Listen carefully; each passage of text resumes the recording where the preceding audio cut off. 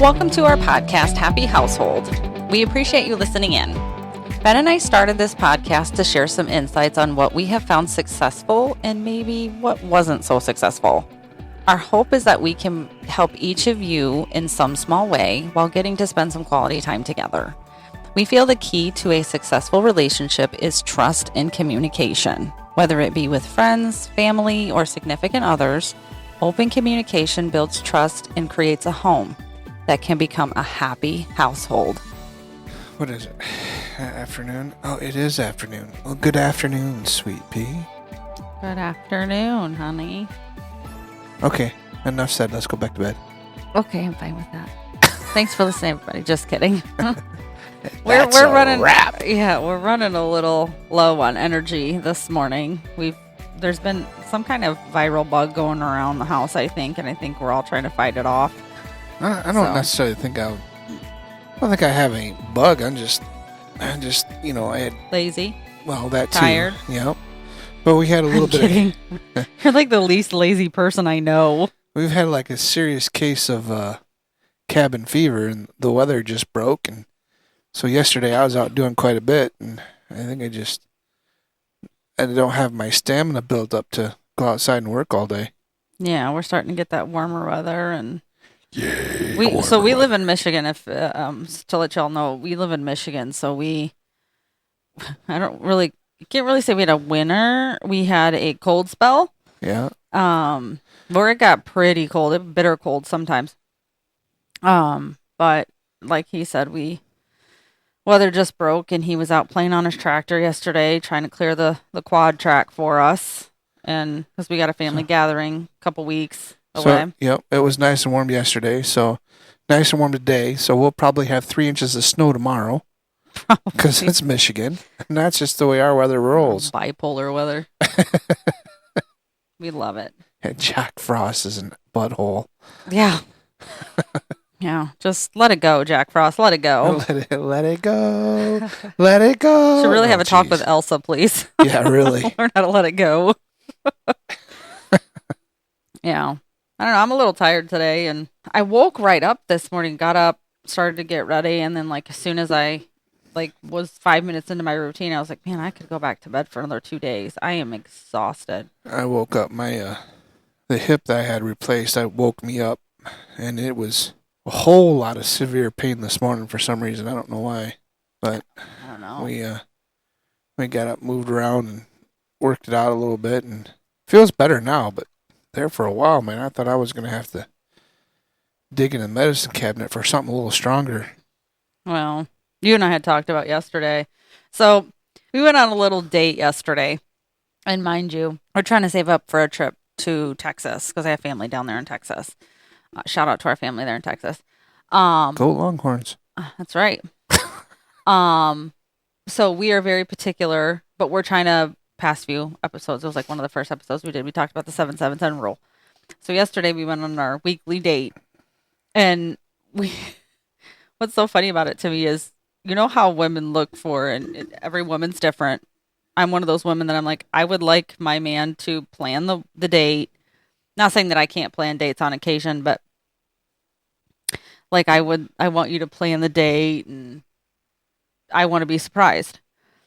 Yesterday, neither one of us were really in the mood to do anything, but we knew we wanted to spend time together. So our whole conversation in trying to pick out a restaurant, we literally was going through restaurants and we're like, I don't want that. That doesn't sound good. I don't know. I don't like that the last time we went. It took us 30 minutes to pick some place to go while we're driving, mind you, people. Well, we also got kind of distracted because we were talking about starting a garden, getting all the seeds for that in the soil so we could get them to, start to germinate. And we got off on that side step. And then you're like, well, where are we going to eat? And I'm like, I don't know. I was too busy thinking about what I got to get for the seeds. Well, and then we started talking about a couple restaurants, and then we got sidetracked again because we were riding in the car, and it started to shake a little bit. So we also live on a dirt road, so it could be like mud in the tires, it could be the tires unbalanced, it could be a whole. So then we got in a whole nother squirrel conversation about vehicles, right? And so it was very difficult for us to focus yesterday. But to our point of the 7-7-7 rule, it doesn't always have to cost money. Our conversations are a hoot to us because we try to plan something and it's like we do 8 other conversations and trying to plan one date. Yeah, it's like, where do you want to go? Squirrel, something shiny. I know, right? But good news is we got our garden started. Yep. We got our peppers and our lettuce started for the season. Well, yeah, we got the seeds planted. And our onions. We worked on getting some onions that were starting to sprout here at the house. We got them transplanted into bigger containers. Yeah, a bigger container, a bigger pot. So those are all taken care of. Yep. They're starting to sprout a little bit. We just set them outside for the warm day that we are anticipating today. Yeah, so. It's supposed to be in the 60s today. So, like I said, tomorrow will probably be 3 inches of snow. But now, luckily we have a huge bay window where they can just sit by the bay window and inside and get the sunlight too. So yeah, and we got a grow light too. So I know it's nice, cloudy, miserable, deteriorating, nasty Michigan. I'm trying to see how many bad words you're going to come up with before I stop you.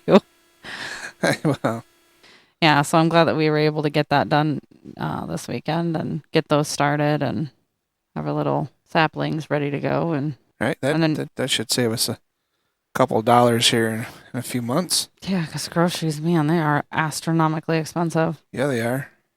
I know you and I had talked about getting chicks too, so we need to. Oh, chickens? Yeah, just because of the eggs and stuff like that, especially with the amount of stuff of baking that I do, it might be beneficial for us to. Yeah, eggs are something, but I have to do a little planning in safeguarding the pen, because obviously we have a few little snatch and grab animals floating around here. Yeah, we may be able to do like a net or something over the top for the time being. We can't do a net because there's too many trees in there. That sucks. Yep. Well, I'd rather like have the chicks now and start to get them and then get that taken care of, because I mean it's not like a pressing thing, just sooner rather than later, because chicks right now we'd have to wait a whole nother year. Yeah, I'll be honest with you, I'm not really looking forward to have chickens. Yeah, it's too bad we can't send them to the butcher. I've never butchered chickens. I mean, I've shot and skinned deer, but I've never done chickens. I'd have to call in a professional for that one. Yeah, I'm not overly joying about doing that. I don't mind raising them, but I have a hard time doing that part of it. But well, in order to make that viable, you almost need a rooster, and that's one thing I don't really ever want to have here is roosters. yeah, those things are mean. No. I had one for a while, and if you raise them and you hold them and you get them used to you, they're not so bad. But them little rotten bastards are noisy. Yeah. That's what bothers me. Yeah, especially because you work nights. That would really suck for sure. You know, they start cock-a-doodling and doodling about 5 a.m. Yeah. He goes, cock-a-doodle. That's all you'll hear from that one. That's horrible. That's so bad. Oh. The joke is not even funny. Yeah, well, you just think of it this way. We have some good chicken meat, and it'd be a high in iron. Oh my god. And lead. Yeah. Lead we're not supposed to eat, honey. Well, I mean, the Chinese says it's good for us, so don't they put that in all of our food? I don't know. We are way off topic today. We are struggling this today, guys. We're very, very tired. So was there any issues that we had floating around since the last time we were on here? I know we had talked about intimacy and stuff like that, and kind of we had gotten into a conversation this week about the intimacy of the lack thereof and how that plays with your mental state and my mental state, and it's completely different. As a man, it's different. As a woman, it's different. And we had talked yesterday about the fact of, you know, when one's in the mood and one's not. It, for me, and, you know, this is, you know, I think a trauma response for me is I go to, well, he's no longer interested, or, you know, something's going on, or I'm not pretty enough, or I'm not skinny enough, or I'm not this, or I'm not that. And that's not the case. No. Most But, definitely not the case. it is something that I do still feel. Right. No matter how many times you tell me, Right. it's hard to not respond that way. I would like to think, and I could be wrong on this. It could be just a me issue, but from conversations that I've had with other people on this, as I'm a man that is creeping up on 50. As we get older, that need, that desire to have that, to have sex is not as predominant. I think the word I'm looking for. It's not as high on the I have to have list, right? And unfortunately, the fact that it's not that high on my list causes the response from you. And it's not necessarily good for you, but I have to make sure that I keep reminding you that, honey, I'm getting old. Well, it's not even that. I know a lot of men who don't have that issue. It's just we work opposite shifts. You're struggling with a hip replacement and all the stress that that's causing on your body, and being off on medical for 4 months. And financially trying to, we're not financially hurting, but it took a little more bite out of the savings than I expected to have that extra month off. Yeah, and we've talked about it. Like, you've had that issue from when you were young, and it could have stemmed from an issue that you had, or, where you were hospitalized for a little bit, and they had told you with the amount of radiation that you had to go through that could potentially have long-term effects. So we just don't know what it is, and I think we're trying to figure out what it is. But as a woman, how that affects me mentally, but also trying to be a support to you and saying, like, no, I know, I understand. This is just my natural response to this. And knowing that and being able to acknowledge that, like, your actions don't match me feeling that way. So that's a reassurance of, like, okay, I know this is a trauma response. I know that this is something I have to deal with. But, I was watching, or I was scrolling through Facebook. Was it yesterday or the day before? I can't really remember. But, and I love the name of it's To Be Better podcast. And I can never remember the guy's name, but the girl's name is Peaches. And I love them because they have so many valid points.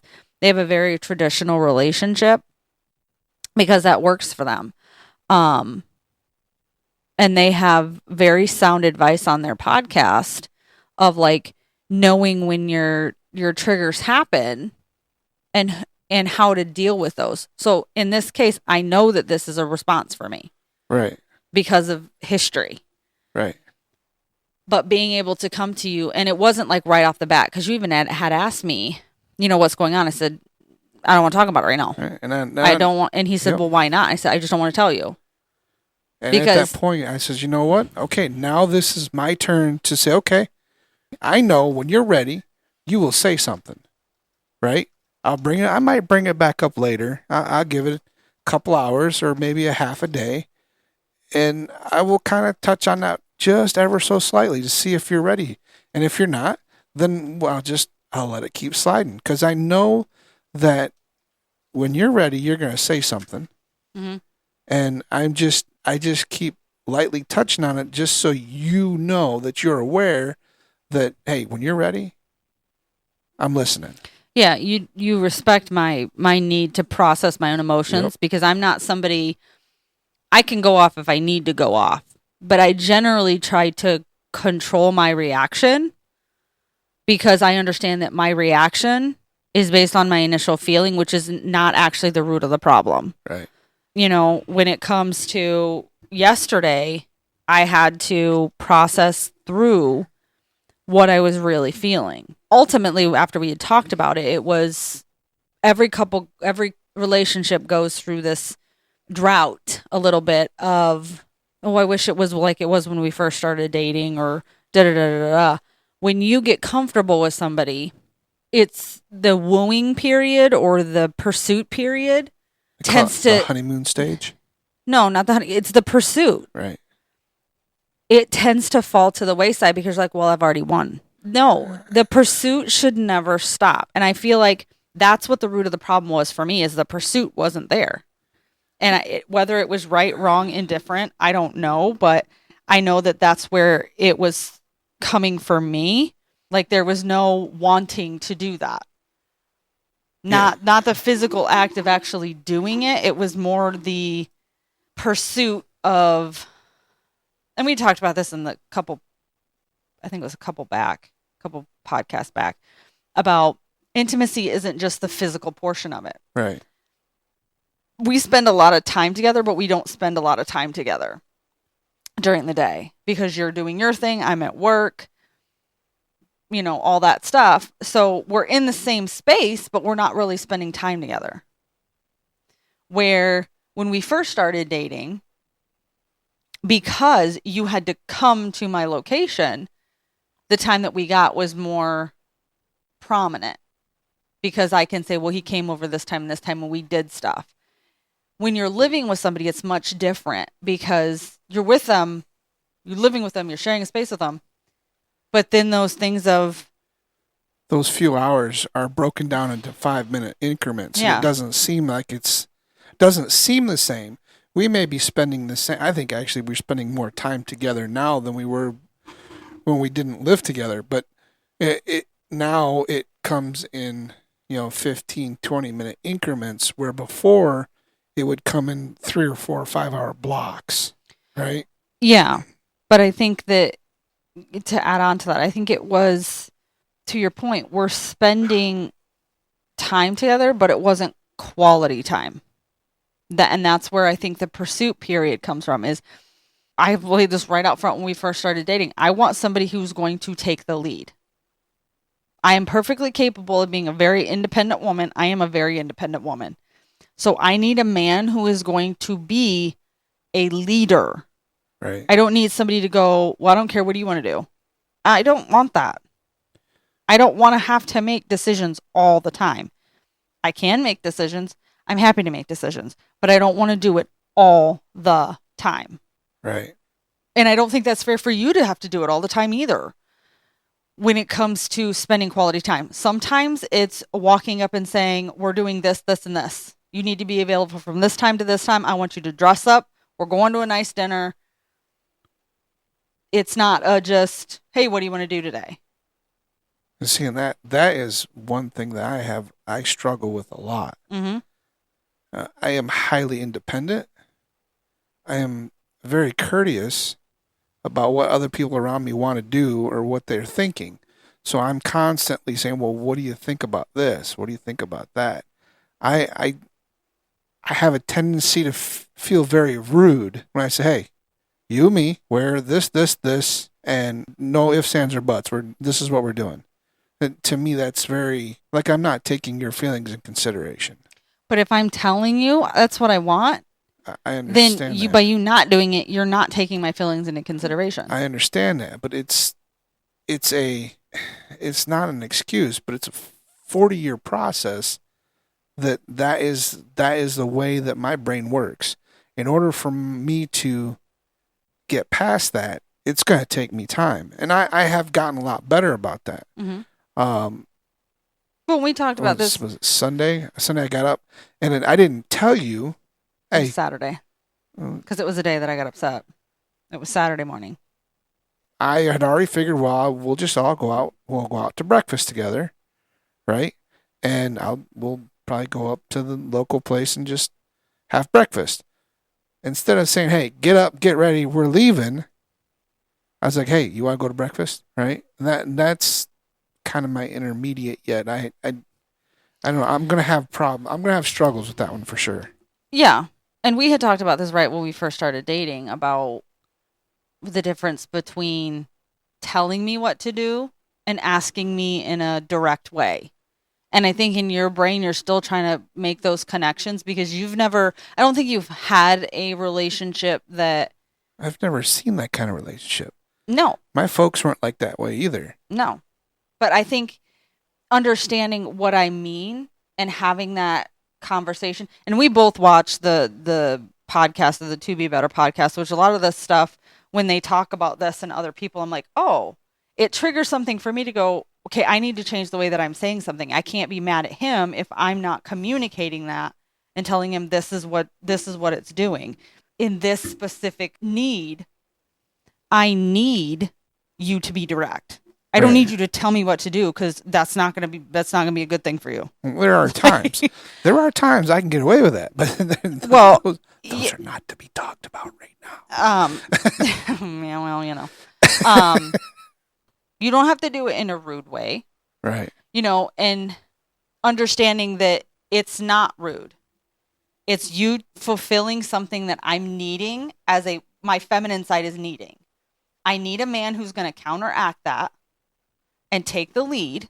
And that provides trust, security, all of that in that act builds that relationship a little bit better, because I know I'm not easy to be with. I know that I'm not. I don't think you're difficult to be with. In some regards I am, and I own it. This is something that I'm very particular on. Right. And I think it stems from the fact that I am a very strong woman. I am a very strong woman in a lot of ways. I think sometimes that can be a little overwhelming for me. Well, you're afraid to do it wrong. Well, yeah. I'm afraid to do it wrong, but I'm also, I think I'm more afraid of going too far. I definitely have the ability to be given an inch and take a mile.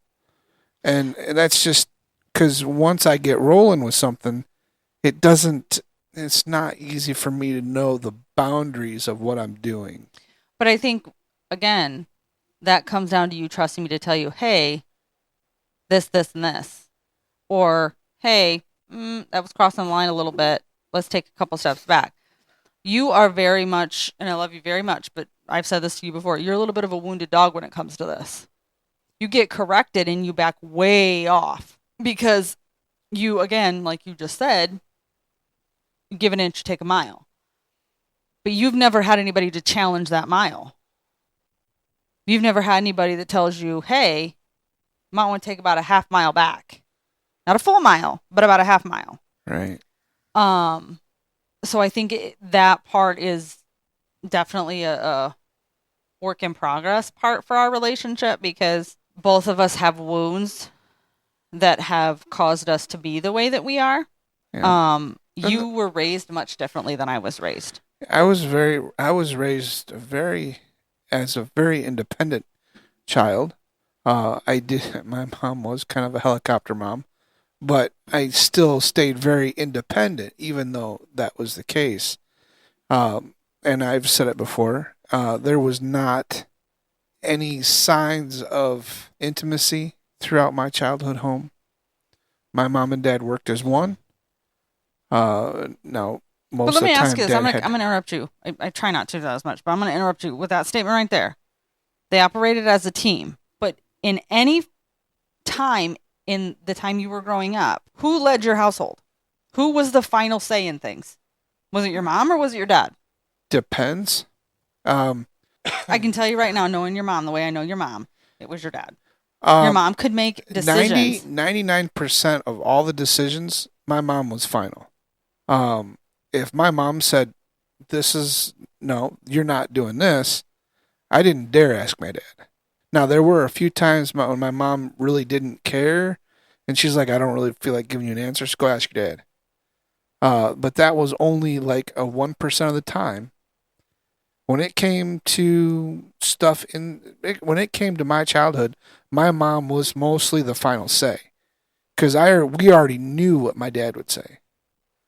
Okay, stop right there. Say that statement again. We already knew what my dad would say. Why do you think that was? Because my dad would say, I don't care. Go ask your mom. But do you honestly think that your parents didn't talk about any of that? They made decisions together that ultimately laid out the foundation of the household. Growing up, I never saw them talk about that stuff. Now, whether they did or not, they probably did. I never saw it. Like, there was a lot of things I never saw them hold hands. They did kiss, I did remember that. But usually when, sometimes when Dad was going somewhere, most of the time he'd just say, I'm going over to Larry's, or I'm going here, I'm going there. And she's like, all right, bye. That was it. They worked as a team in conjunction with each other. But my mom was mostly the final say. Which is Everything was at not. She wasn't everything was asked. I asked mom first. Didn't ask dad. Dad, he didn't really make no difference as long as it didn't cost money or anything like that. And even if it did, it was go ask your mom. Because my mom ruled the bank accounts in that household. See, that's much different than the way that I was raised.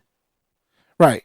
Even my mom, even when she was married, dad was the head of the house. Dad was the head of the house. Mom was his partner. My grandparents, same way. Grandpa was head of house. Grandma was his partner. His team. Those two, you didn't mess with either one of them. Grandma'd be all over if you mess with grandpa. Grandpa, that was his wife first. Right. Period. Doesn't mean that she was any greater, any less than his kids. He loved his kids. But don't think my mom didn't threaten me with my dad from time to time. She was like, I will tell your dad. But I was also raised in a single mom household. Yeah, and I was not. So I was taught that even in the worst of circumstances, my mom still honored her husband. My grandpa, I saw him my whole life take the lead. Now, when it came to making decisions about disciplining the kids, you dare not have to go get grandpa. No. Yeah, no. Granddaddy was no. No, you didn't want my dad to do it either. Mine was, my mom looked at me sideways and I broke down. Like I never got in trouble. I was always a good kid, but it's the difference in the way we were raised, because I was raised by a very, very strong woman. So I need a very, very strong man to counteract that. Well, I believe I was raised by a very strong woman as well. I don't know. My dad, I guess my dad really didn't take much of a lead in anything when it came to that. Which is why it's hard for you. That's the point I was trying to make. Is it's hard for you because you didn't see it. That doesn't mean that it was wrong. That worked for them. Right. But this is something that you and I differ on. He did, but it was a joint collaboration of when it came to, finances or going places or doing things. It was a joint collaboration between the two of them. But Mm-hmm. you didn't really see much. You didn't see the underlying dynamic between the two of them. It was just like Dad's like, I don't care. Do it, if that's what you want to do, do it. She'd run everything by him. Hey, I'm going to do this. Okay, bye. I don't know. I think that's something that we differ in, and I think that's why it's a struggle for you, because I am very old-fashioned in a few ways. Some things. This is one of those things that I'm very old-fashioned in. And I don't want to always have to make the decisions. I just really don't. Right. I have to make the decisions at work. I have to make the decisions for my kids. I've got to make the decisions, all day long. And I do my best to try to.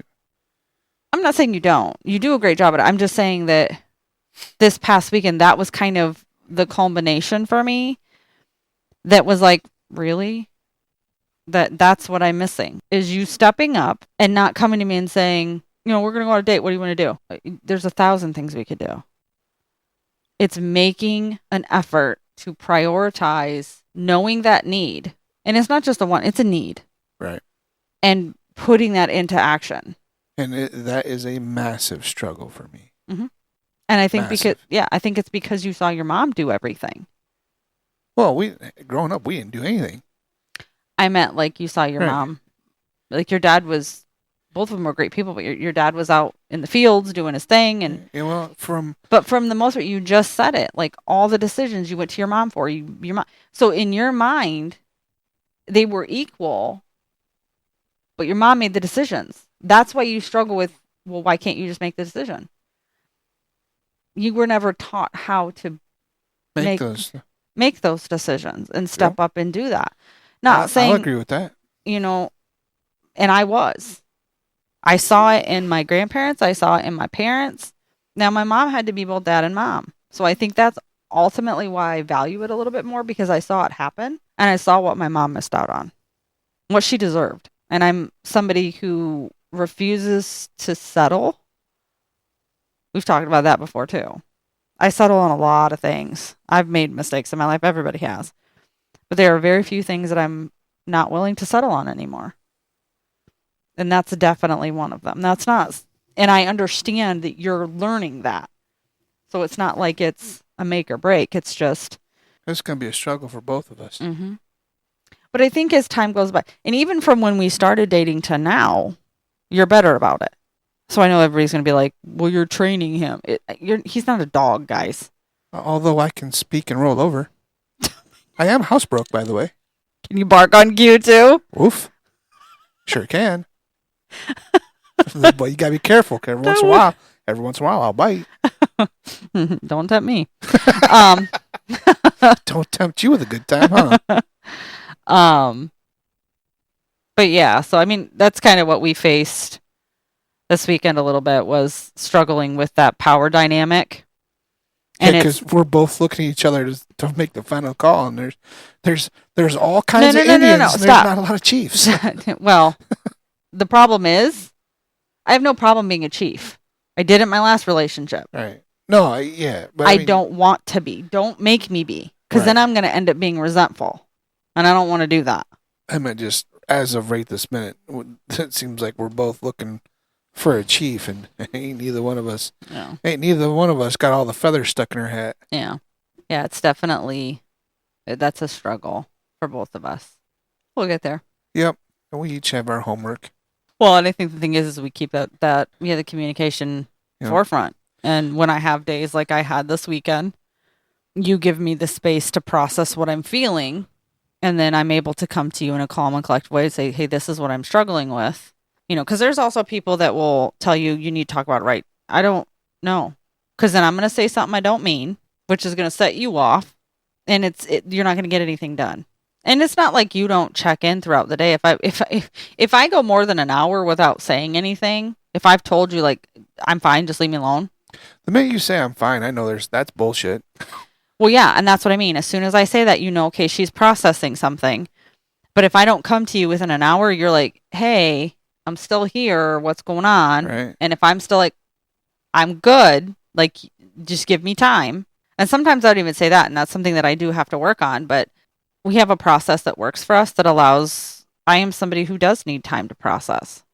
Because I can be very mean when it comes to my verbals. And I wonder how that fight would look like between us. That'd be kind of a scary thing. I don't know if I'd want to see that. I don't want to see that. Because I can... We both have a very vicious tongue when we're mad. Dude, I've got a tongue on me that it can be sharp. We both have some growing and some learning, and, we're willing to... And, maybe something we never get 100% polished up. It might always be a struggle for us. Don't be too positive, honey. Well, I believe that I do learn. I mean, I may learn slower than others, but I do learn. And I think that we'll get a grasp on it. And I know we'll find something that works for us. It just might take me a little longer than most. Yeah, and that's fair. And I think that both of us giving each other the grace and the understanding to grow and learn in the areas that the other one needs. Because there's some things that you need that I'm failing in too. And I will be trying to learn and grow, and understanding that portion of that is part of it for me, is understanding like, why can't you just make a decision? Understanding that it has root from past relationships, growing up, things like that. Because you can make a decision. I've seen you do it. But providing each other that grace and understanding to support in their growth without judgment. And I think that is something that both of us have for one another, which is why it works. Right. Because even when I get frustrated, I need to take a step back and I need to say, okay, where is this coming from? I guess we'll go ahead and wrap it there, I guess. So with that, we're going to say we are glad that you stopped in, listened to us. And for giving us the grace and understanding and support. Yep. We appreciate that. And if you want to verbalize that support, you can do that on Facebook and YouTube. You can do that through Spotify. Stars in Spotify lets us know that you are listening. Comments, thoughts, questions, ideas, feedback. Yeah, just to say hi. You can do that on Facebook and YouTube. We'd much appreciate you for doing that. And you can always email us too. We'll take the emails as well at happyhouseholdpodcast@gmail.com. Yep. With that, we will see you next time. Well, we won't see you, but we hope. We hope you will hear from us next time. Yes. If not, we all hope you have a great week and see you on the next one. Yep. Later. Bye.